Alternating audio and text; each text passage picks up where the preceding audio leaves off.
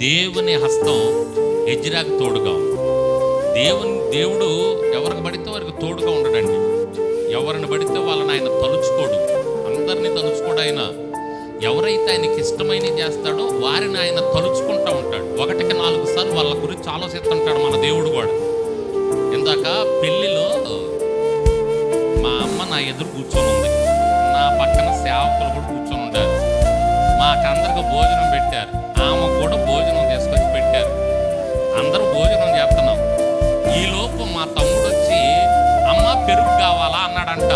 నేను అడగలేదంట, వాడు అడిగాడంట. దాన్ని 4 సార్లు చెప్పిందండి. నా చిన్న కొడుకు చూడు నన్ను వచ్చి పెరుగు అడిగాడు, నా ఎదురు కూర్చున్నాడు కానీ ఇటు అడిగాడేమో చూసావా అని సేవకులు అందరికీ చెబుతుంది. 10 సార్లు చెప్పింది ఆ మాట. అమ్మా సరేలే నేను కూడా అడుగుతాలే అనుకున్నా. అంటే వాళ్ళు అలా అడిగారంటే ఎలా ఉంటుంది, ఎంత సంతోషంగా ఉంటుందో. అవునా కదండి? మనల్ని ఎవరైనా అలా అడిగితే, అలా ప్రేమిస్తూ ఉంటే, అలా పదే పదే మన గురించి ఆలోచిస్తూ ఉంటే, మనకిష్టమైనది చేస్తూ ఉంటే మనకెంత ఎన్నిసార్లు అనుకుంటాము కదా. అవునా కదా?